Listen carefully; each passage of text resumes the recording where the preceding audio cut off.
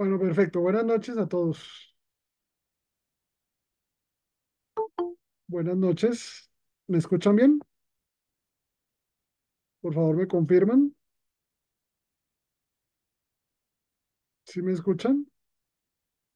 Sí, buenas noches. Buenas noches. Bueno, hoy vamos a hablar un poco del sentido de la existencia. ¿Listo? Para ello vamos a ver este video de 18 minutos, ¿sí?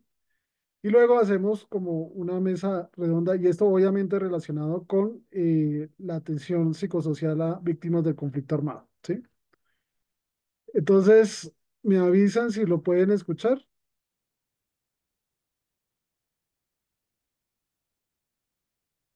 Así que estamos perdidos. ¿Sí lo escuchan? No, señor. No lo escuchan. Ahorita un momentico, a ver. Un momentico, a ver.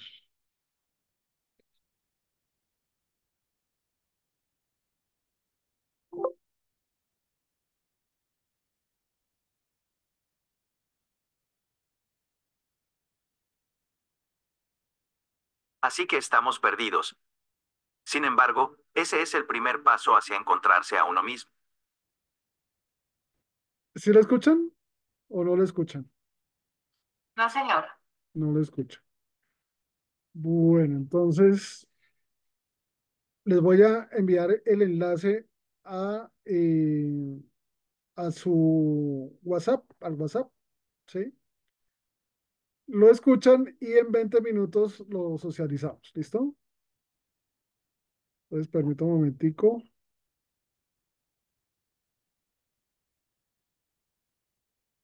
porque lamentablemente no se escucha.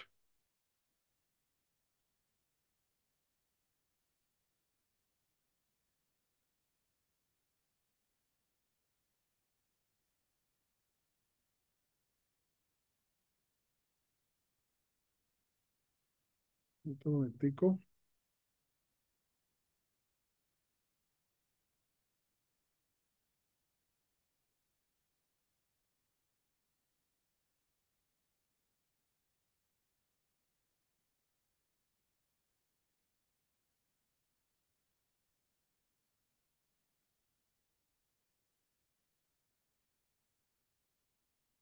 Listo.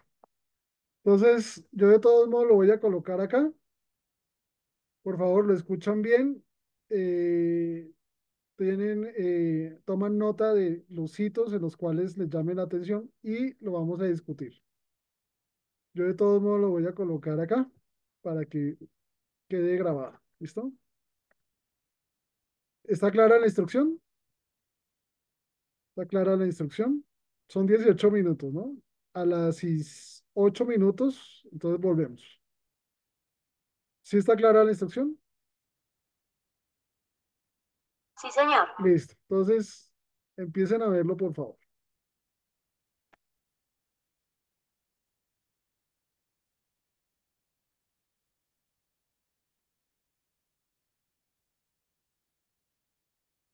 Así que estamos perdidos. Sin embargo, ese es el primer paso hacia encontrarse a uno mismo.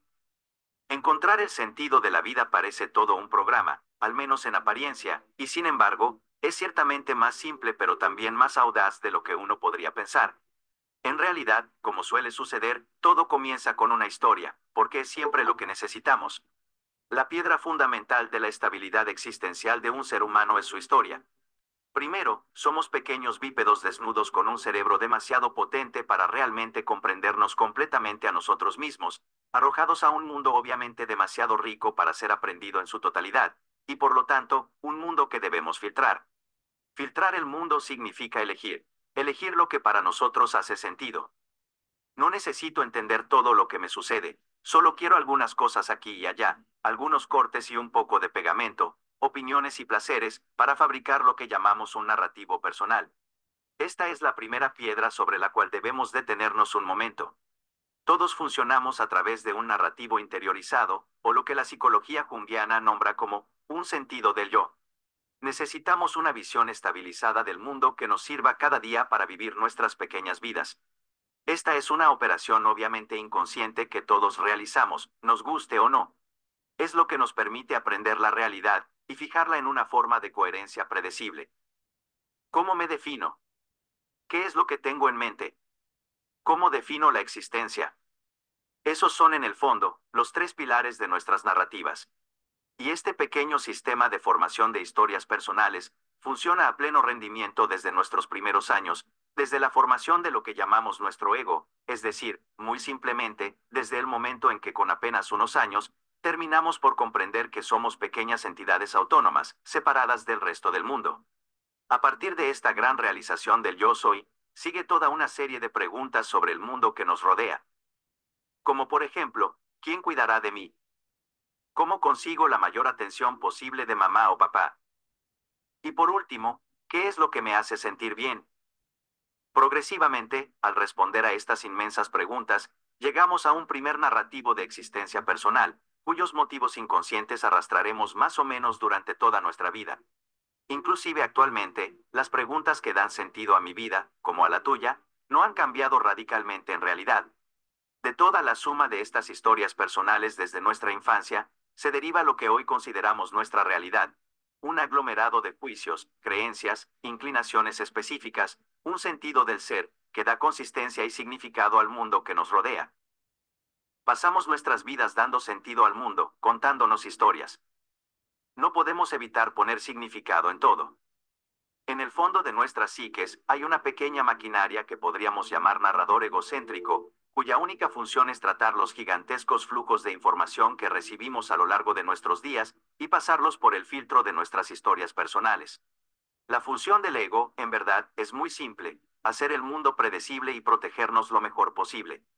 Eso es para lo que sirve y realmente funciona, sin ninguna duda al respecto. Pero a veces, eso tiene un precio. Por consiguiente, cuando decimos, no encuentro el sentido de mi vida, ¿qué queremos decir en realidad?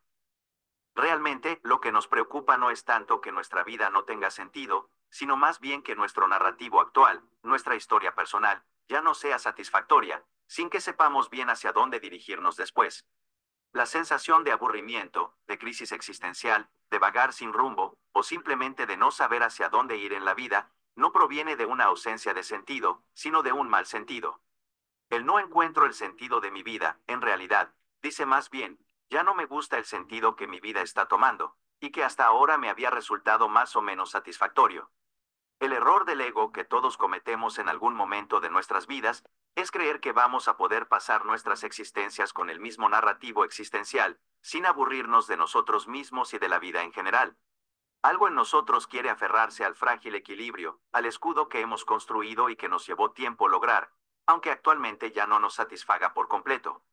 Pero para que lo sepas, la vida está bien hecha, y esta no juega para tu pequeña estabilidad egocéntrica. La vida es estacional, cíclica y cambiante, y hay que moverse con ella, por difícil que sea a veces el proceso. Así que encontrar el sentido de la vida es una expresión que no nos va a ayudar mucho hoy, y es por eso que cada vez que ese cuestionamiento vuelva a ti, te propongo que lo reemplaces por ¿qué es lo que obstinadamente busca expresarse a través de mí? Desde entonces, la única y verdadera pregunta que debería obsesionarnos es ¿cómo seguir lo mejor posible, aquello que me llama? Hoy te propongo entonces intentar responder a estas preguntas, y para eso, necesitaremos sumergirnos en las profundidades de la mente humana, porque ahí es donde se encuentran las claves que buscamos. El viaje que te propongo requerirá una cierta honestidad intelectual hacia ti mismo. Por ejemplo, si menciono el concepto de alma, ¿qué imágenes o ideas evocan en ti? Hay muchas posibilidades de que la mayoría de ustedes representen el alma como un anillo blanco hipotéticamente ligado a nuestras existencias, proveniente de la teología cristiana y su simbología, un suplemento religioso de la existencia humana, directamente ligado a lo divino, que haría del hombre, de alguna manera, una especie estrictamente aparte y conectada a Dios. Algo bastante mental y alejado de nuestras realidades cotidianas. Y esa es la visión cristiana clásica del alma, y no me sorprendería que muchos de nosotros lo encontremos bastante nebuloso y abstracto. Pero en la antigua Grecia, y en particular en Platón, el alma se traducía como psique, y se concebía antes que nada como un estado particular de la mente, una fuerza que intentaba expresarse a través de nosotros, con una dimensión espiritual, por supuesto, pero algo encarnado, un principio terrestre y muy real. El alma era entonces una potencialidad, es el famoso luminoso o principio actuante de lo divino. Elevar su realidad, contemplar, trascender, llenarse de un calmo determinado y de una sensación de alineamiento deliciosa en el acto. En la Grecia antigua, el alma se experimentaba, se seguía y se vivía. Se trataba de una misión, de un llamado al que todos, aún hoy debemos responder. En su último libro, Una vida con sentido, el psicólogo junguiano James Hollis se centra precisamente en este principio, la búsqueda del llamado de su propia alma. Para el psicólogo, es porque nuestras condiciones de vida modernas nos han alejado de este llamado que hoy sentimos. El alma para él no es vista solo como un principio trascendente. El alma o la psique es una fuerza independiente cuya realización depende de cada uno de nosotros. Para simplificar lo anterior dicho, cada uno de nosotros está impulsado ante todo por dos fuerzas: nuestro narrativo personal de existencia, es decir, las historias que nos contamos sobre nosotros mismos y sobre el mundo, y por otro lado, el ser o la psique, una fuerza subterránea e inconsciente de la que, para ser sinceros, no sabemos mucho, pero de la que recibimos sus exigencias, a menudo de manera un poco desestabilizante. Algo en nosotros sabe que no vivimos como deberíamos vivir, y se niega a tolerar este estado de cosas. Dada esta condición inherente, lo que hace el alma es protestar.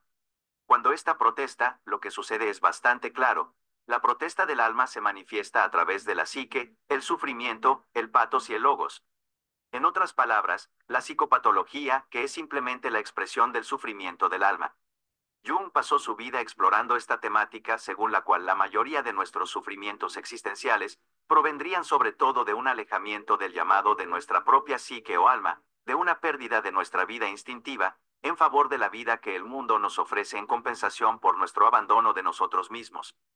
De este rechazo del llamado de la psique o del alma en favor de una vida prestada, ya sea producida por nuestros condicionamientos infantiles o por nuestros narrativos de adultos obstinados, se deriva una lenta atrofia del apetito por la vida, que para el psicólogo, va desde la ligera nostalgia y tristeza, hasta formas mucho más severas de depresión.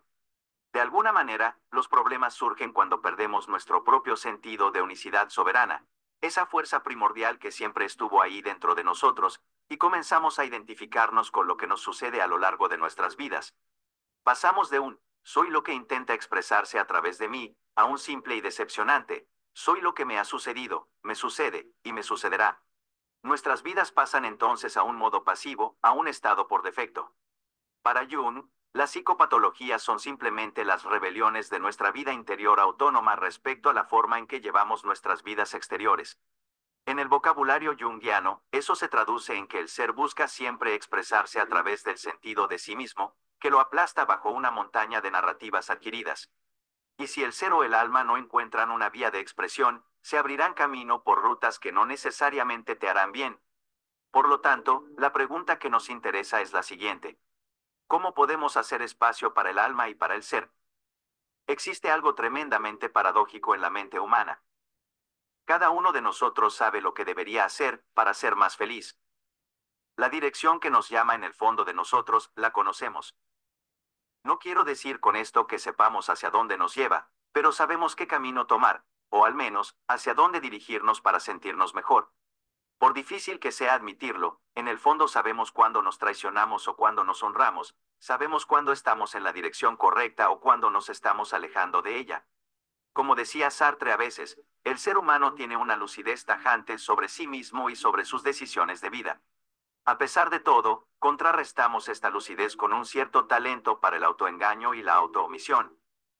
En realidad, nuestras acciones, juicios y decisiones de hoy son casi todas consecuencias directas o indirectas de nuestras historias pasadas, y es aquí donde las cosas se ponen interesantes. A menudo, nuestros desvíos existenciales vienen del hecho de que nuestro ego desea cosas según patrones del pasado, mientras que nuestra psique desea otras cosas. Nos sentimos entonces como desgarrados entre dos fuerzas contradictorias. Si tomo mi ejemplo personal, sé bien que una parte de las cosas que deseo en un plano consciente provienen de mi narrativa infantil, de la relación que tuve con mis padres, con mis amigos de la infancia, y toda esa historia me empuja a actuar en una dirección, y debo admitirlo, rara vez la más emocionante.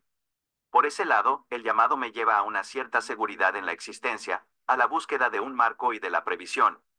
Por otro lado, desde hace algunos años, desarrollo lentamente una relación tímida con algo más ardiente dentro de mí, una fuerza que me lleva a tomar decisiones quizás más audaces y que no siempre funcionan, pero que me hacen infinitamente más feliz que toda la seguridad que mi ego persigue incansablemente. En su libro, Psicología Revisionada, el psicólogo James Hillman tiene esta frase que encuentro impactante y cito: "Lo que he llegado a ser es hoy mi mayor obstáculo". De manera concreta, no hay nada más difícil para la mente humana que decidir soberanamente extraerse de una historia personal, que a veces ha tardado años en construir, para dirigirse hacia otra cosa.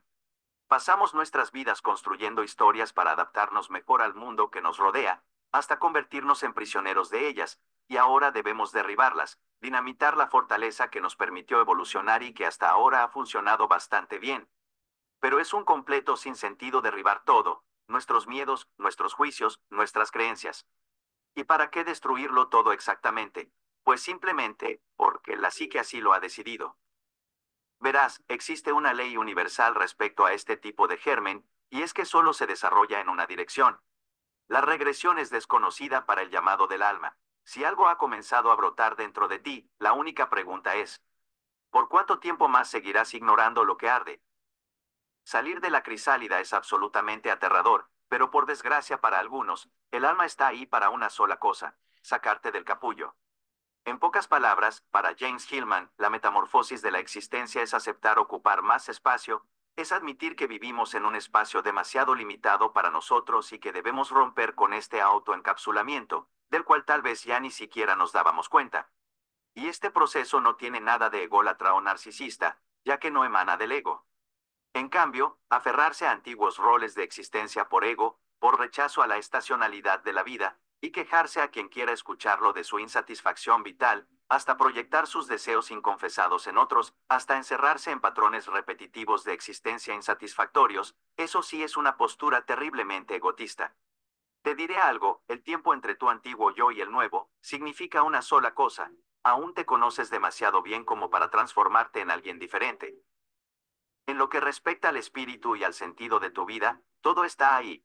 Ríndete, acepta tu derrota ante las exigencias de tu alma y esa cosa extraña dentro de ti que sabe mejor que tú lo que necesitas. Pierde contra la vida, sométete a su llamado al cambio, ríndete miserablemente ante el misterio, porque es él quien lleva la batuta. Ir en contra de él no hará más que posponer lo inevitablemente doloroso, sin cosechar sus frutos maduros en el momento adecuado. Pasamos la mayor parte de nuestro tiempo existencial adaptándonos a nuestro entorno, lo que hoy en día, en realidad, consiste esencialmente en encontrar un lugar a medida y sin demasiado peligro en una sociedad externalizada y muy poco conocedora de su mundo interior. Además, llevamos toda nuestra vida cargando sistemas de protección contra miedos primordiales que ya no tienen realmente razón de ser, porque ahora estamos perfectamente en condiciones de enfrentarlos. Miedo al abandono, miedo a la escasez, miedo al conflicto, miedo a ser demasiado, o tal vez no lo suficiente, miedo al fracaso, miedo a la intensidad emocional, miedo al caos, al compromiso, a la separación, a la mentira. Encontrar el sentido de la vida comienza con un tremendo trabajo de autoanálisis, un filtrado integral de nosotros mismos. Cuanto más avanzo en edad, más me doy cuenta de que la calidad de nuestras vidas depende cada vez más, con los años, de nuestra capacidad para responder con honestidad a ciertas grandes preguntas, y de obligarnos a jugar con las cartas sobre la mesa, incluso si a veces no es muy fácil. Idealmente, puedes encontrar tus propias preguntas, pero aún así te daré algunas que funcionan bien para mí. Tómate el tiempo de meditar sobre estas, siempre trata de ganar en claridad y honestidad con tus respuestas, porque es ahí donde se juega todo. ¿Dónde y en qué te niegas obstinadamente a crecer? ¿En qué esperas respuestas o una aclaración que venga del exterior? ¿Qué aspecto de tu vida esperas que te libere de ti mismo? Sinceramente, ¿cuáles son tus patrones repetitivos de existencia? Porque todos los tenemos, esos círculos en los que te ves caer y recaer una y otra vez, pero con los que a fuerza de hacerlo has terminado acomodándote gentilmente. Responder honestamente a todas estas preguntas está lejos de ser glorioso. Hacerlo sinceramente puede incluso ser perturbador y desestabilizante, pero el camino hacia uno mismo no siempre es épico y monumental; al contrario, es un camino de humildad cruda pero necesaria. Nadie sabe exactamente cómo deberías vivir tu vida, ni hacia qué deberías permitirte aspirar. La mejor cosa que puedes hacer por ti mismo, una vez que hayas puesto un poco de orden en tus fantasmas, es ponerte al servicio de tu misterio personal. A fuerza de claridad y esfuerzo de alineamiento interior, te darás cuenta de cosas curiosas que el espíritu occidental hoy en día tiene dificultades para admitir porque ya no se atreve a experimentarlas, como la presencia de fuerzas que actúan a tu favor, siempre que sepas honrar los susurros que vienen desde muy dentro de ti. Comenzarás a entender suavemente que no estás obligado a ser definido por tus limitaciones inconscientes ni tu desorden psíquico, sino que al contrario, lo que te define es mucho más tu búsqueda incansable del misterio, de lo luminoso, y que esta búsqueda diaria pasa por la realización plena y completa de tus aspiraciones insaciables. Sé que puede parecer simple, dicho así, pero te aseguro que hay dos tipos de corrientes, la que viene del exterior y la que viene del interior. Y cuanto más seas capaz de juzgar la naturaleza de la corriente que te atraviesa, más te sorprenderás tomando decisiones virtuosas para tu vida. En definitiva, estamos aterrados ante la expresión de nuestras profundidades, cuando en realidad, si lo piensas 2 minutos, lo que es verdaderamente aterrador es el silencio. El silencio neurótico de una civilización que ha logrado transformar a sus dioses en conceptos y sus conceptos en actos puramente materialistas y egocéntricos. Eso es lo realmente aterrador. El silencio, la queja y el eco, la ausencia de motivos, de sueños, la muerte desde dentro. Eso sí me aterra, y debería aterrarte a ti también. Para concluir, Jung decía, y cito, el principal pecado de un hombre es permanecer ajeno a su propio mundo interior. Hay muchas formas de morir, pero morir no es más que una de ellas. Lo que quiere tomar forma en ti, por supuesto, no siempre será fácil. Necesitarás coraje, un poco de irracionalidad y mucha integridad, pero es un camino que vale la pena, te lo aseguro.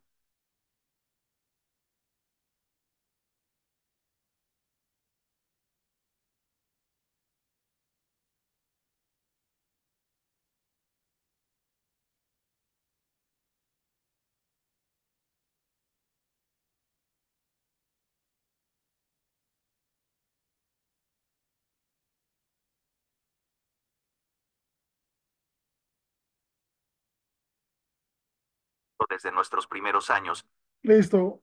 Eh, Vamos a dar un espacio de 2 minutos. Si lo ven por su celular, 2 minuticos y a las 2:09. 2 minuticos.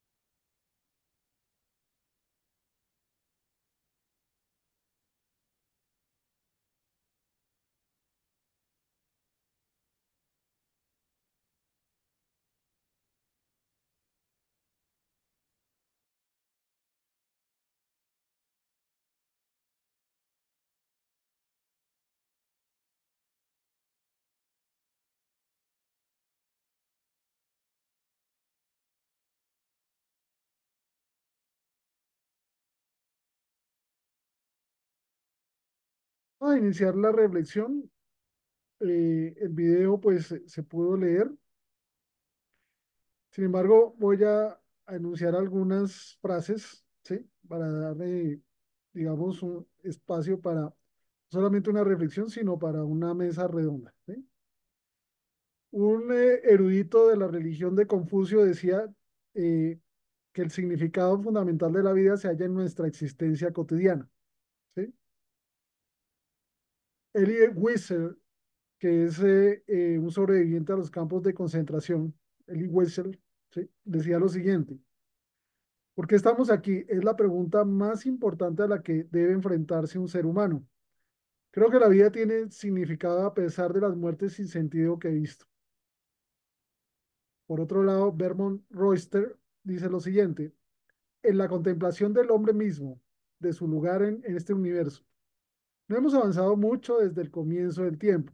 Todavía nos quedan interrogantes en cuanto a quiénes somos y por qué existimos y a dónde vamos.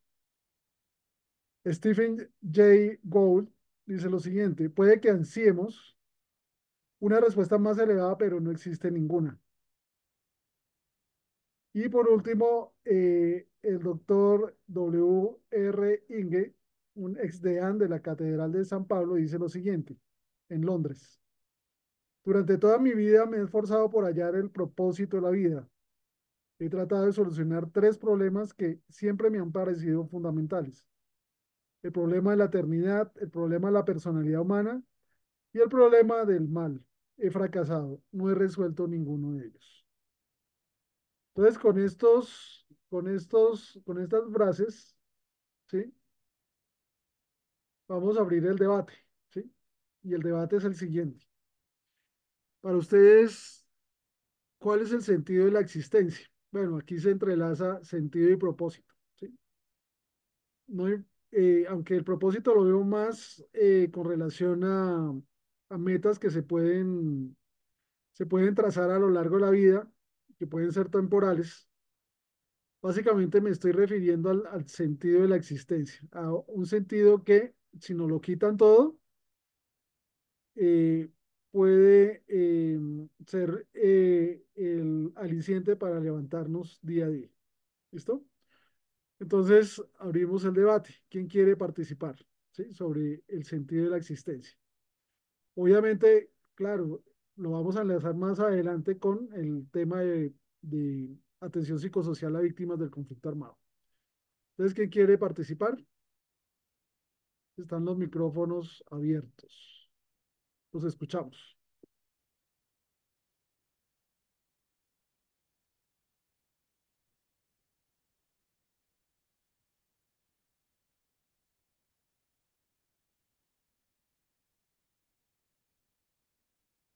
¿Listo? A ver, ¿qué han investigado? Habíamos dejado una tarea para hoy, ¿no?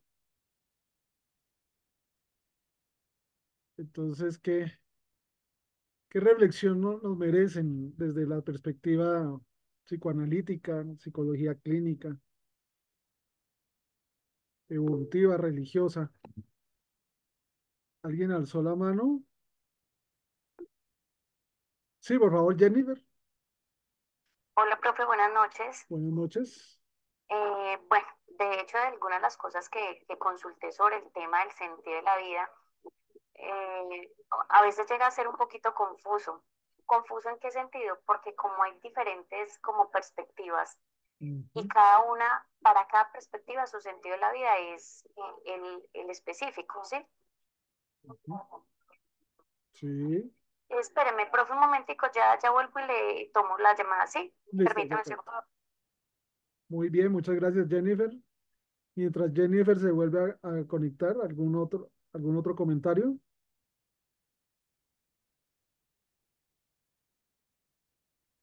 ¿Algún otro comentario? Listo. No sé si ustedes han escuchado hablar de Víctor Frank, ¿sí? Ahí, pues, con el fin de ir avanzando, ¿sí? ¿Han escuchado hablar alguno de ustedes a Víctor Frank y la logoterapia? Sobre todo mis amigos psicólogos que están acá presentes. Sí, por favor, Jennifer. Listo, profe, qué pena con usted. Sí, Bueno, entonces desde esas perspectivas que uno logra, pues, digamos que consultar, para cada una es válida su visión. Entonces, si uno mira desde una perspectiva, por decir, religiosa, el sentido de la vida será servir a Dios. Para de pronto una perspectiva filosófica será más bien como la construcción que se haga a lo largo de la vida. ujú, Una visión, digamos, más humanista es, digamos, que encontrar el crecimiento personal y en últimas, porque para mí sigue siendo un poquito a veces confuso, precisamente porque uno como que siente que todas tienen un poquito de verdad. Entonces yo concluyo que al menos para mí el sentido de la vida es tan profundamente personal que puede ser una combinación de todas las visiones. sí, es cierto que el sentido de la vida es personal, sí.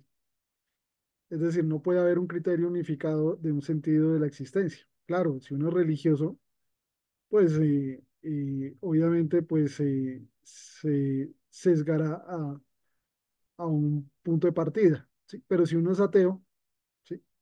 Seguramente tendrá una concepción distinta, ¿sí? Ajá, pero igual será desde otra perspectiva y también sigue siendo igual de válida. Claro, Entonces es como si uno estuviera casi que de acuerdo con todas o con buena parte o con la mayoría. Y exacto. entonces ¿Sí? eso parece que fuera una construcción de un poquito de todas. Ujú. Muy bien.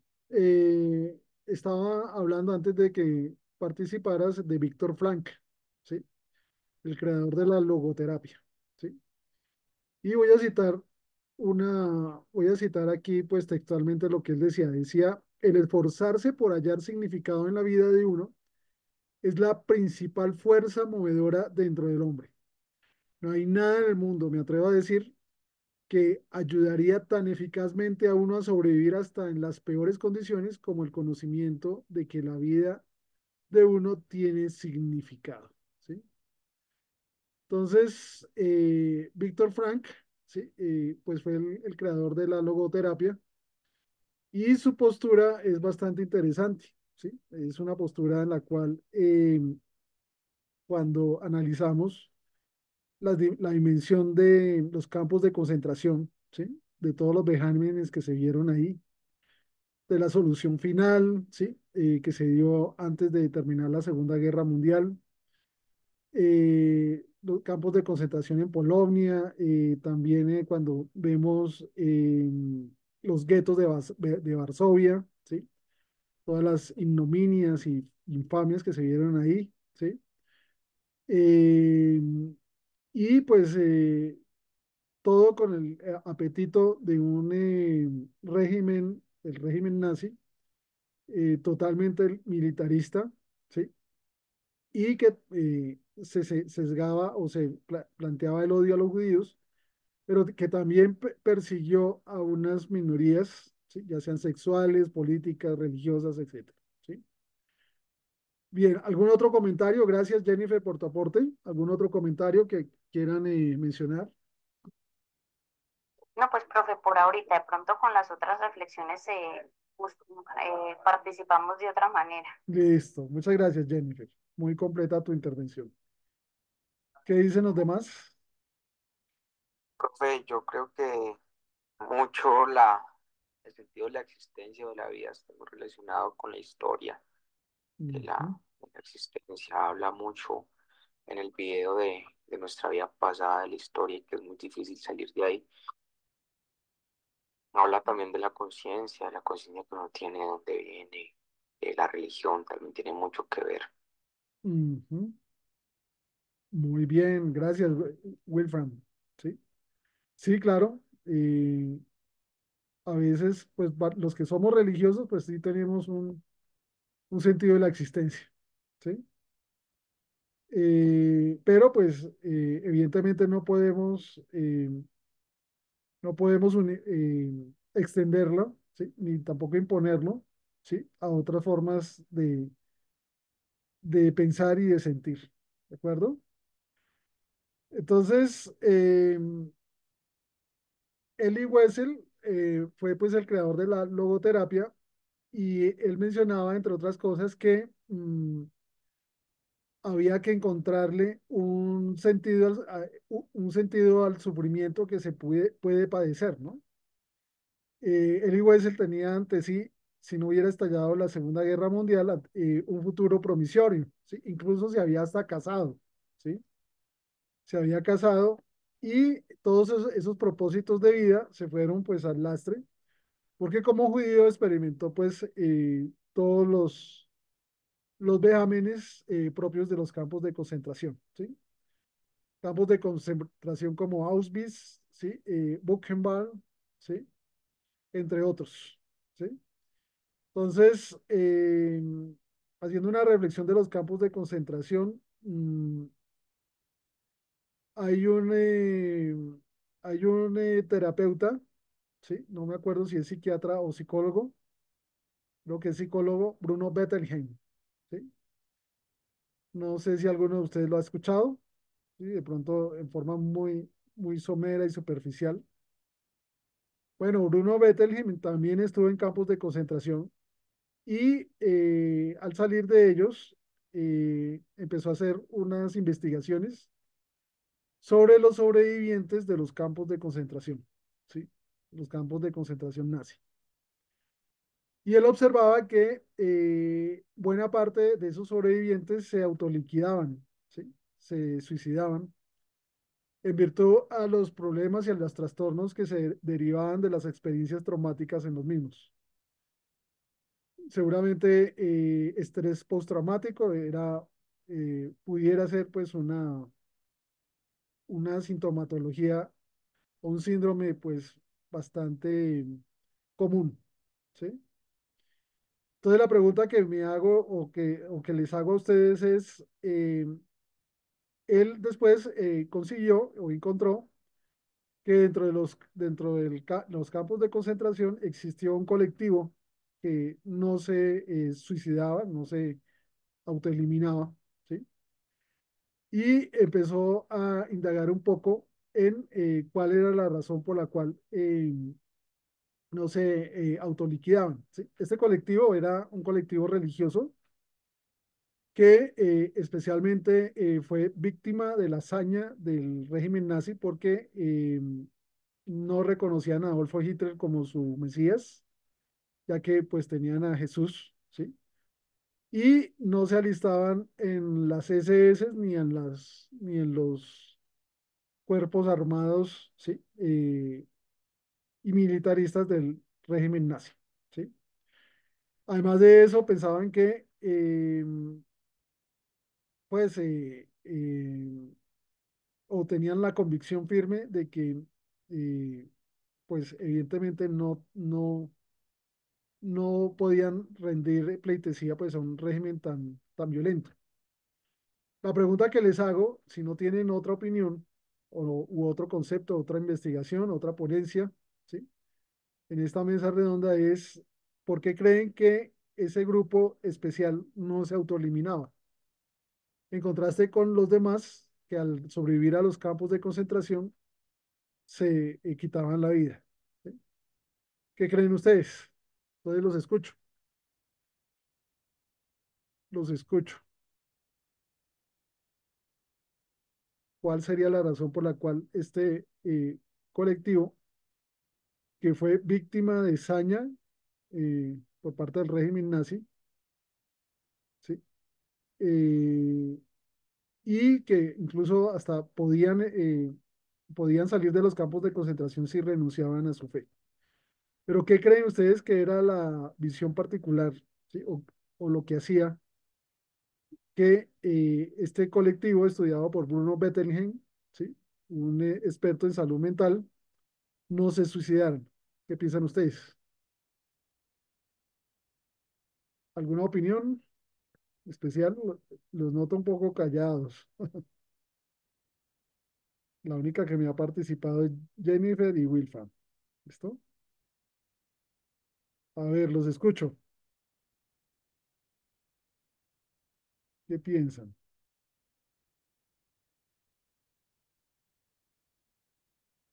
¿Algún punto de vista?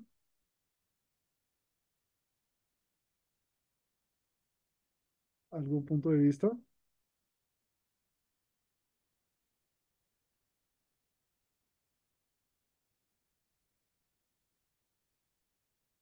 ¿Qué piensan?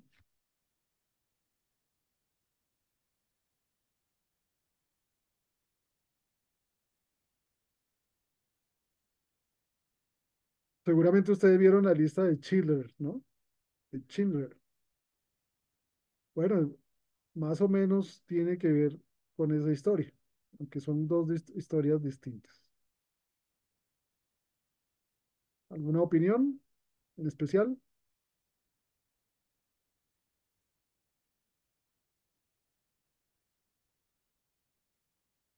Los escucho.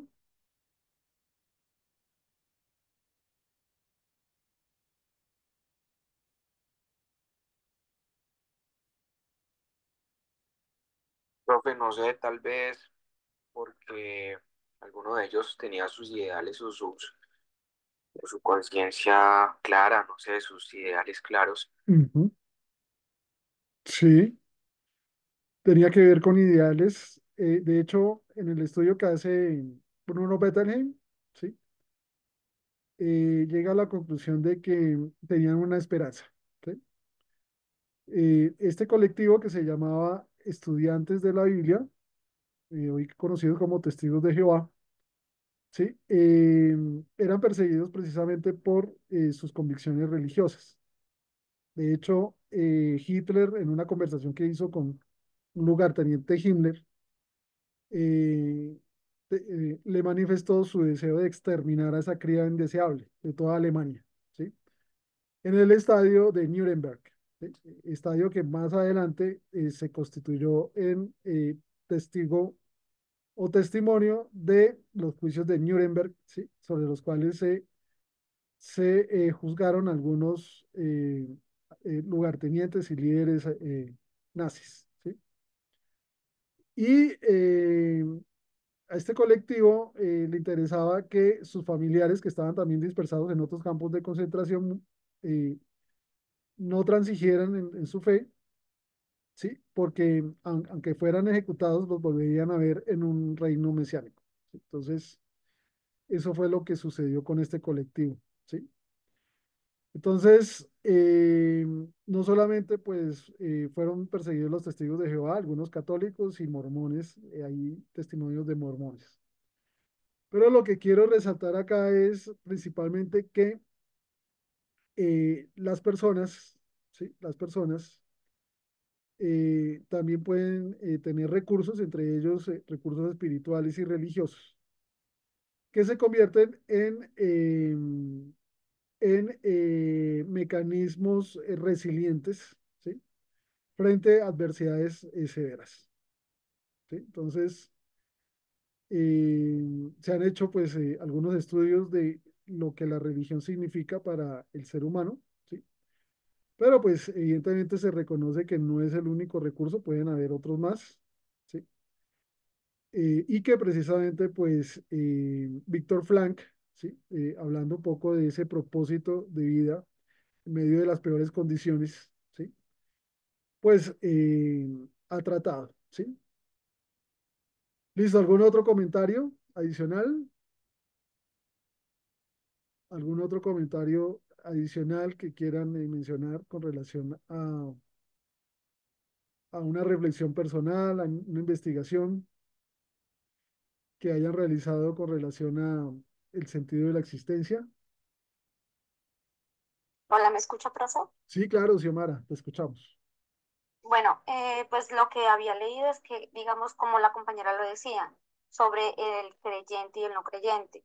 Ujú. Entonces, digamos, como que el creyente siempre tenemos como la visión, digamos, de qué puede pasar o qué va más allá de la muerte, o sea, que si vamos a trascender, si tenemos propósitos o ideas de la existencia más allá. Entonces, nosotros por eso tenemos y actuamos de acuerdo a, digamos, como a las visiones de nosotros mismos, dependiendo de eso, de la creencia.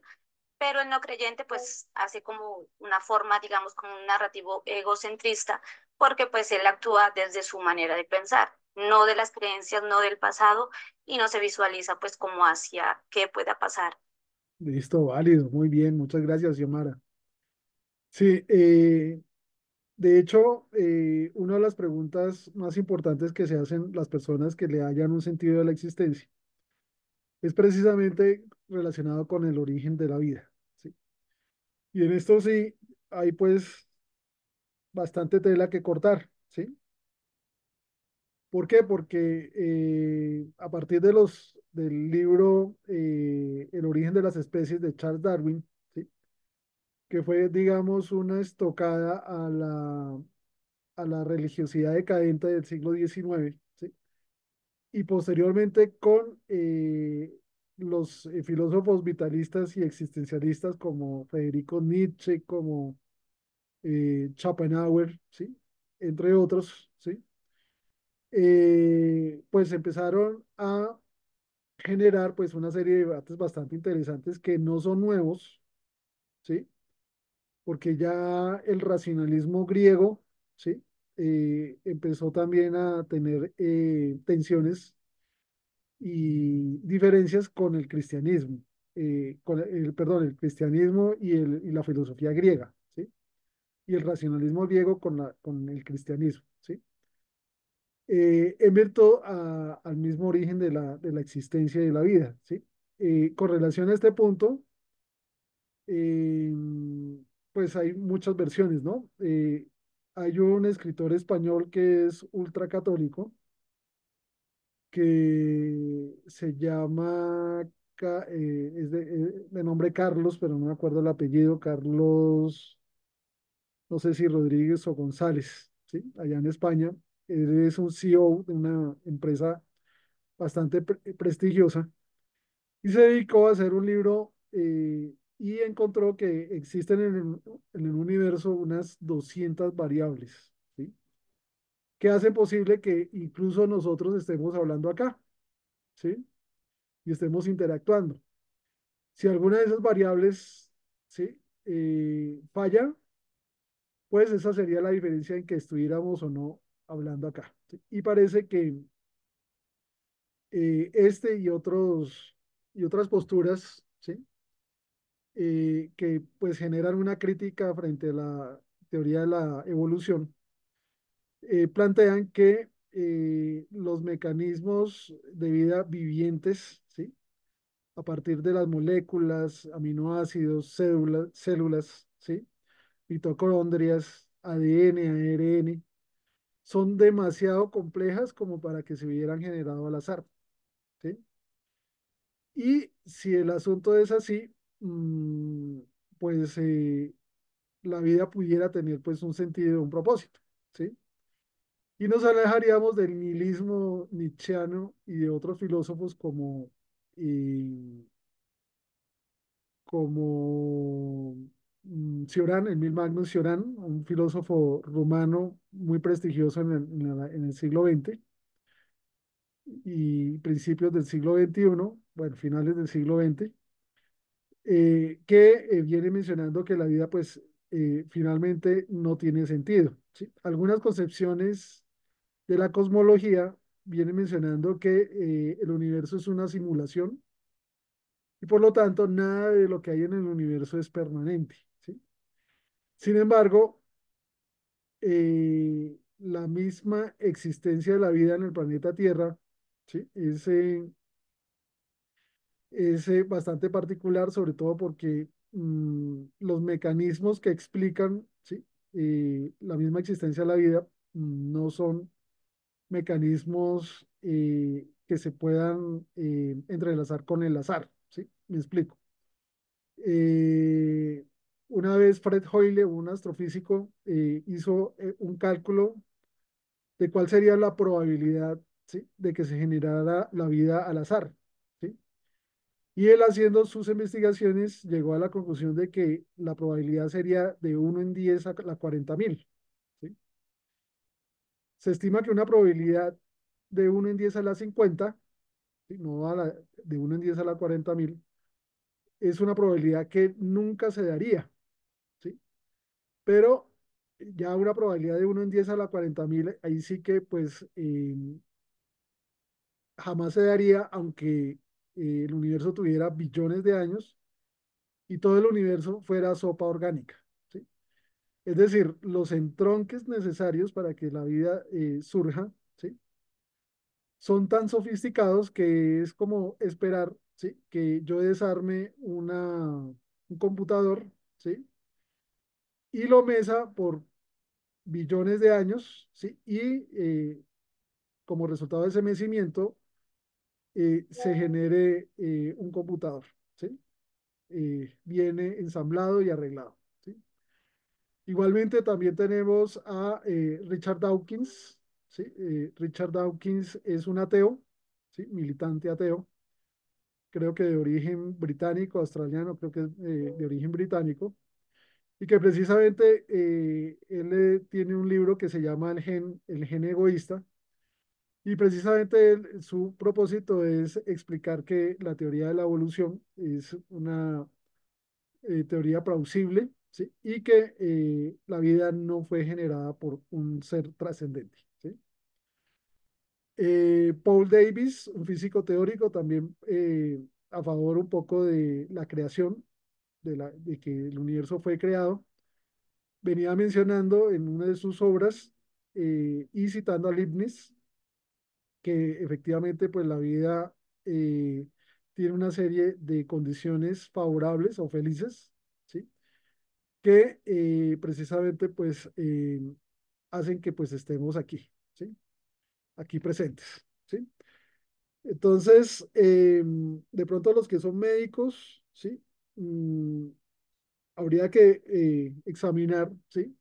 A través de los estudios de Luis Pasteur, si la vida se puede generar espontáneamente o no, ¿sí? Pues lo que demostró Luis Pasteur es que la vida no se genera espontáneamente, ¿sí?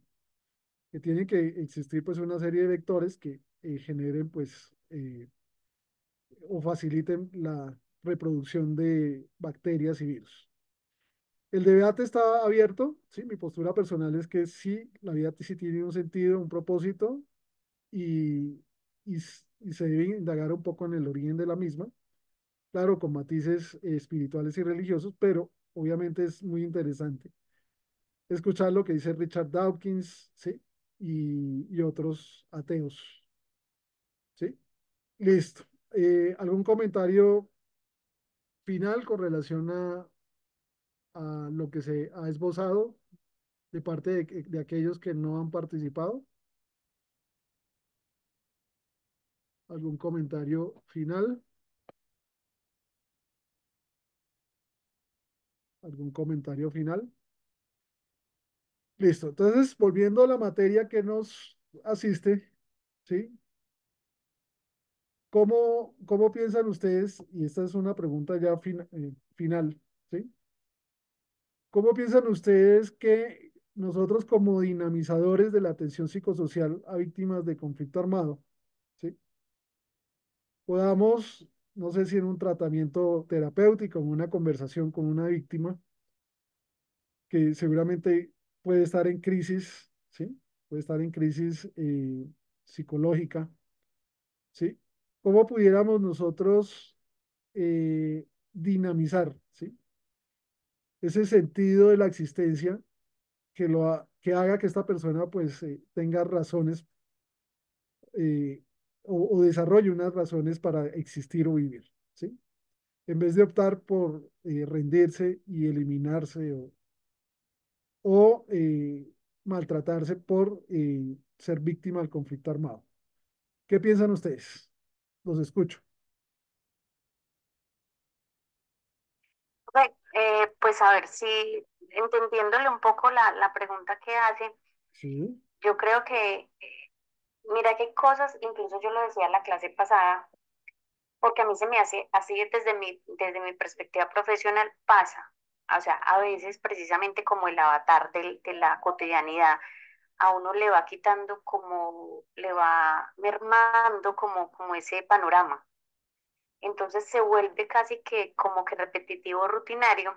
Entonces cuando pasan este tipo de cosas, ejemplo, la pregunta de hoy, que el sentido de la vida y todo eso, entonces uno dice, ve, sí, o sea, ya uno mira hacia adentro y uno dice, bueno, puede ser esto, puede ser aquello, o sea, al menos pienso yo que la atención debería ser pensando en eso, o sea, pensando en esa perspectiva que quizá también tenga el otro. que sé que es un principio básico no pensar que lo que mi perspectiva o mi opinión es la que es la única o la absoluta y es la que debe ser la guía para la atención. No, Ujú, pero al menos tener un poco más de sensibilidad, pienso yo. Así esté muy casi que dicho o casi que sea obligatorio, despertar un poco más la sensibilidad me parece que es un punto para comprender quizá o acercarse a esa perspectiva del otro, ujú, que ese sentido de vida del otro pues obviamente puede estar muy alejado del mío como persona, sí, del mío muy como bien. profesional o incluso del que el común de la gente diría, entre comillas. Entonces yo pienso que una clave puede ser invitarnos un poco más a ser más sensibles frente a las condiciones o más abiertos, Ujú, pienso yo. muy bien, ¿no es cierto? Sí, porque el sentido de la vida es como la moral, ¿sí? Los sistemas morales que desarrollan las personas no son los mismos y no se pueden imponer, ¿sí? De lo contrario, pues caeríamos en totalitarismos, ¿sí? Eh, y en la práctica médica, por ejemplo, tenemos la bioética, ¿sí? Que, entre otras cosas, tiene como propósito entender, ¿sí? Que el ser humano no es solamente algo corpóreo, ¿sí? No son los órganos que, que, que pues lo integran, ¿sí? Si lo podemos decir de alguna otra forma, no. El ser humano también son sus cosmovisiones, ¿sí? El ser humano también son sus principios, ¿sí? No necesariamente religiosos, ¿no? También espirituales, ¿sí? Entonces, obviamente el ser humano es algo complejo, ¿sí? Y evidentemente los individuos, los seres humanos, pues no solamente somos únicos, sino que tenemos unas perspectivas, ¿sí? Que, entre otras cosas, hacen que, por ejemplo, puedan abstenerse de tomar tratamientos por una u otra razón, ¿sí? Tratamientos médicos. Y aunque pueda resultar irrazonable, pues es pues su cosmovisión, su punto de vista, su forma de ver del mundo, ¿sí? Y pues un llamado que se puede hacer, sobre todo cuando estamos frente a personas que de alguna u otra forma pues sufrieron los embates del conflicto armado, pero tienen una visión, una cosmovisión, sí, muy distinta, pues es, como lo dice Jennifer, sensibilizarnos hacia esos recursos, dinamizarlos, ¿sí? Aunque no los compartamos, ¿sí? Y eh, ayudarlos a restablecerse dentro del tejido social, comunitario, etcétera, ¿sí? Entonces es importante que tengamos esos aspectos vigentes, ¿sí? Bien, ¿o algún otro comentario de los que están aquí presentes? Hoy la clase va a ser más bien corta, pero mañana sí, ya pues vamos a tener como la oportunidad de profundizar más en la atención psicosocial. ¿Listo? ¿Algún otro comentario ya para finalizar? ¿Algún otro comentario?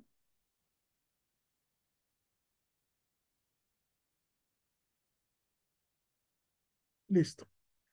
Entonces, este aparte, esta, digamos, esta conversación que tuvimos en el día de hoy tiene un propósito y es que nosotros, al estar en primera línea de atención a aquellas personas que de alguna u otra forma pues han sufrido los embates del conflicto armado colombiano, esto pues va a traer como consecuencia que nos sensibilicemos sobre cómo podemos revitalizar y dinamizar, y esta palabra dinamizar siempre la utilizo, los recursos internos que tienen las personas, ¿sí? A nivel resiliente para salir adelante en medio de las peores condiciones que ha vivido el ser humano, ¿sí? El régimen nazi es apenas pues un episodio. Aquí en Colombia se han visto pues también cosas que pues no tienen nada eh, nada, entre comillas, envidiar a lo que sucedió en el régimen nazi, ¿sí? Pero que de todos modos también vemos personas que tratan de salir adelante, sus mismos compañeros de trabajo, ¿sí? Alguna compañera me había comentado que, pues, lamentablemente, un grupo insurgente hizo un atentado en Arauca, ¿sí? Y eso, pues, hizo que, pues, no pudiera estar acá, ¿sí? No me dio más información sobre si hubo heridos, ¿sí? Pero eso lo podemos ver en los noticieros, ¿sí? Pero, pues, obviamente estamos todavía sintiendo los rigores de un conflicto armado que no, que parece inacabado. Estamos en una sociedad enferma, ¿sí? Y esa sociedad enferma requiere pues de la intervención, ¿sí? De personas que, como ustedes, pues han tenido una formación académica, una formación experiencial que de alguna u otra es valiosa para aliviar un poco el dolor del mundo. Giovanna, ¿querías comentar algo? Giovanna, Sí, profe, de sí, pronto ahí haciendo claridad lo que refieres de lo que pasó en Arauca. sí, Desafortunadamente sí hubo heridos, alrededor de 30, pues para que evidenciemos que el conflicto armado sigue vigente y que posiblemente todas estas personas que son de nuestro subsistema de salud, que posiblemente van a requerir atención nuestra, van a pertenecer al programa. Entre ellos, pues 6 de gravedad que fueron trasladados en helicópteros hacia la ciudad de Bogotá y fueron recibidos en el hospital militar. Entonces es algo que está latente y que tenemos que sí o sí, pues comenzar con los protocolos donde no los tenemos implementados para la atención integral en salud a las víctimas. Por eso yo les refiero tanto en los correos electrónicos, en la información compartida, la importancia de la certificación y del curso y de todo lo que podamos hacer para brindarles la atención integral en salud a las víctimas y a sus familias, pues es muy importante. Muchísimas gracias, era eso, profe. bueno, muchas gracias. Entonces, pues lamentable lo que está sucediendo, ¿sí? Obviamente, pues Víctor Frank, por ejemplo, hablaba del sinsentido, ¿no? Eh, Ese sinsentido de los conflictos y las guerras, ¿sí? Que se ven alrededor de todo el mundo. Eh, si, por ejemplo, nos vamos a Ucrania, en Ucrania se estima que eh, las muertes de todas las personas con militares y civiles, ¿sí? Puede estar alrededor de cientos, incluso millones de personas, ¿sí? Y pues Ucrania ha sido el ensayo pues, de unas verdaderas picadoras de, de carne, ¿sí? Y lamentablemente incluso muchos colombianos con miras a mejorar de pronto su situación económica, ¿sí? Eh, Algunos otros pues seguramente lo hicieron por convicción personal. Fallecieron en el conflicto, en un conflicto que pues evidentemente es muy, muy singular, ¿sí? Porque el avance de las armas contemporáneas pues hace que pues muchas personas pues perezcan en ese conflicto, ¿sí? Y en ese conflicto perecen ucranianos, rusos, pero también han perecido miembros de la OTAN, ¿sí? Ingleses, franceses, hasta norteamericanos, ¿sí? Entonces, eh, pues el hecho de que el ser humano pues tenga la esperanza de vivir en paz cada vez es mucho más alejado, pero no es una utopía improbable, ¿sí? Para aquellos que tenemos fe. Listo. Entonces, vamos a dejar ahí. Yo ya les pasé la lista de asistencia. Y mañana, por favor, puntuales a las 6:30 nos volvemos a ver, ¿sí? Yo voy a dejar este enlace porque los otros enlaces me empezaron a fallar. ¿Listo? Entonces, no siendo más, si no hay más comentarios, nos vemos, que tengan una feliz noche y que descansen. Profe, muchas gracias, feliz noche. Bueno, lo mismo, hasta luego, nos vemos.